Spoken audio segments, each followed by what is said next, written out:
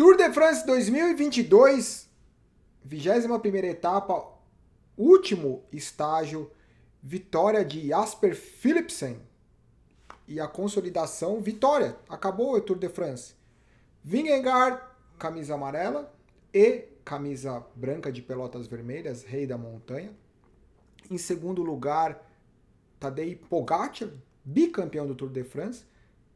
Terceira vez consecutivo, camisa branca, jovem ciclista. E terceiro lugar, por incrível que pareça, com 36 anos, é considerado veterano, Geraint Thomas com uma performance excepcional, o Wout van Aert, camisa verde e o super combativo do Tour de France. É isso.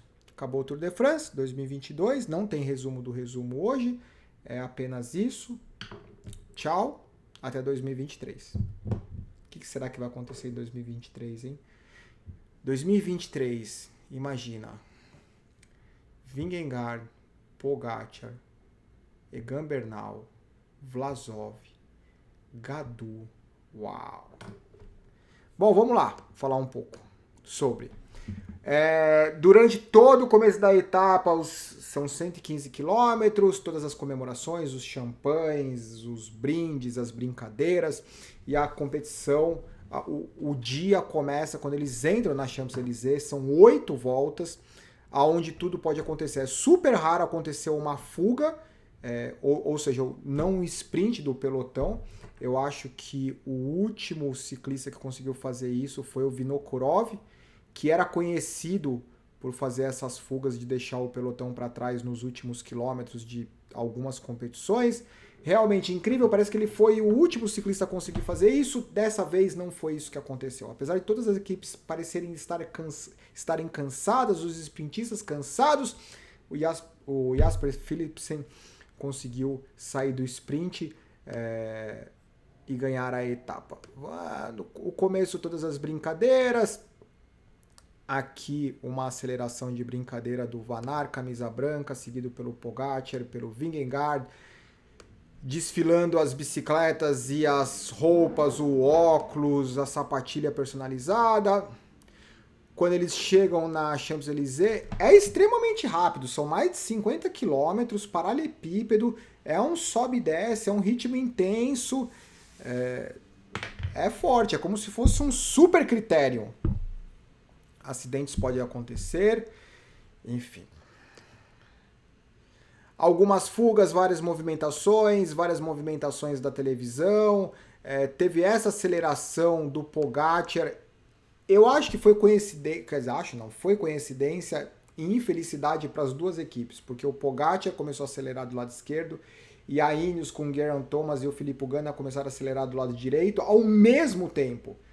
E isso fez com que ambos se neutralizassem e criassem uma certa dúvida e o pelotão conseguiu fechar. O pelotão fecharia de qualquer forma, mas se só tivesse saído o Pogačar ou só saído o Geraint Thomas e o Filippo Ganna, que é uma dupla mais forte, talvez o pelotão tivesse mais hesitação em seguir e talvez eles pudessem ficar um tempinho a mais para brincar ali na televisão de estar na frente. Mas como saiu Pogačar de um lado, Geraint Thomas e Filippo Ganna do outro, então o pelotão imediatamente reagiu, né, e neutralizou e acabou a brincadeira.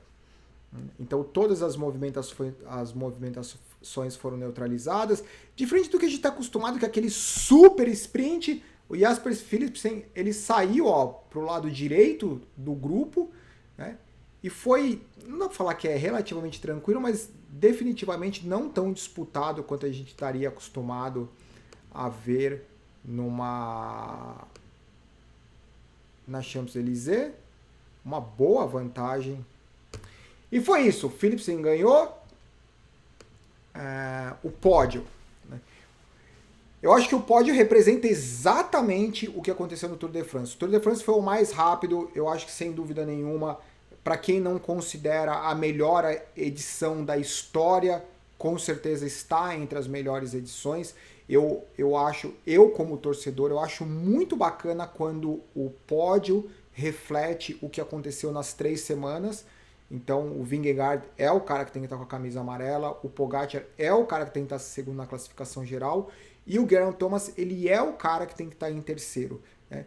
tanto individualmente como o que as equipes fizeram, é isso, né? E é muito bacana. Eu acho que é muita judiação quando no Tour de France a gente perde vários elementos, vários ciclistas por acidente, por torcedores e etc. Daí a gente fica com aquele negócio na cabeça, putz, se não tivesse acontecido aquilo, e eu acho que esse Tour de France ele não tem nenhum C, né, como torcedor. Então, extremamente agradável, extremamente competitivo, extremamente aberto, né, o Tour de France. Então foi muito bacana. E, inclusive, se a gente olhar o top 10, tem muita coisa bacana, né? A gente olha geralmente quem ganhou, mas se olhar a performance do Gadu foi uma performance incrível, a performance do Vlasov foi incrível, a performance do Geraint Thomas, na geração desses atletas super jovens, o Geraint Thomas, um veterano com 36 anos, fez um Tour de France impecável, extremamente consistente, perante a esses dois moleques que são dois monstros incansáveis, extremamente divertidos, né? O Pogacar até muito mais descontraído com o Vingegaard, muito mais introspectivo, muito mais no universo dele. Então foi extremamente prazeroso assistir o Tour de France. Essa é a classificação final. Pogacar, Thomas, Gadu, Vlasov, o Quintana. Né? Se a gente olhar tempo, é realmente uma diferença de tempo muito grande. Mas a gente precisa considerar também que a partir dentro da terceira semana é muito mais uma questão de consolidar a classificação e sobreviver, defender a posição, do que ganhar tempo, porque se esforçar para ganhar 1 minuto, 2 minutos, quando a sua diferença é de 10 minutos, não faz muita diferença. Então, Vlasov, Quintana, Bardet, Mentz, Lutsenko e Yates. Essa é a classificação final. Não tem muito o que acrescentar. Esse cara é, sem dúvida nenhuma, um monstro. Existia uma certa equivalência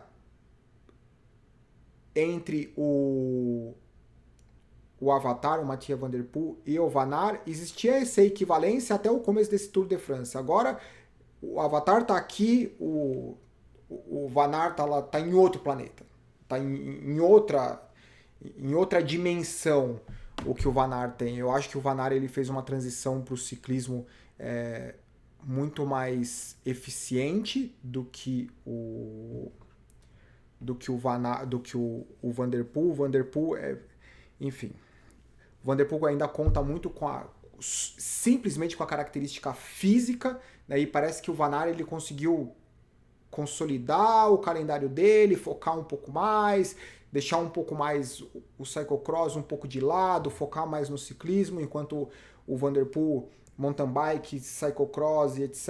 Então talvez isso se reflita no que a gente viu no Tour de France. O cara, ele sprinta, ele escala, ele faz contrarrelógio, ele faz montanha. O que dizer? Pogacar, o cara é o jovem talento sendo bicampeão do Tour de France. É uma loucura, né? Vingegaard, camisa branca de pelotas vermelhas. A Ineos foi uma das poucas equipes que terminou com 8 atletas. O Van Aert, o ciclista mais combativo do Tour de France, mais do que merecido.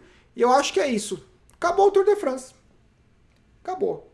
A grande emoção é principalmente a segunda semana, essa transição. A primeira semana é uma bagunça, todo mundo faz tudo. Na segunda semana as peças começam a se encaixar. Na terceira semana a gente começa a ver quem paga o preço pelo exagero e quem guardou e quem faz o Tour de France. E é isso. Os caras sofreram o Tour de France mais rápido da história. Um dos mais competitivos, a gente percebeu isso, que as equipes convidadas, as pequenas equipes, elas não tiveram chance absolutamente nenhuma de aparecer, né? O que a gente precisa lembrar que para o esporte como um todo é muito bacana a repercussão, mas as equipes não apareceram, isso quer dizer que os patrocinadores não apareceram, isso quer dizer que ano que vem os patrocinadores das equipes pequenas falam assim, renovar, não sei, vamos pensar. Então é uma situação difícil. Para nós torcedores o que aconteceu é 100% bacana. Para o esporte pro Tour de France não ter as equipes, não ter a oportunidade das equipes pequenas aparecerem de forma mais consistente, talvez seja um problema, né? Porque as equipes têm pouca visibilidade, mas enfim, isso é um problema deles. Passa a ser nosso quando a gente, né, começa a escutar as histórias dos atletas, que a equipe que não tem patrocínio, que vai desaparecer, etc. Mas, de modo geral, foi extremamente agradável compartilhar com vocês e é sempre um prazer. Eu acho que é isso. Tour de France 2022. É muito bacana a gente fazer parte da história, né? Geralmente a gente lê o que aconteceu no passado, mas agora a gente participa do presente e a gente tem expectativa em relação ao futuro. Isso que importa, expectativa. Abraço, tchau.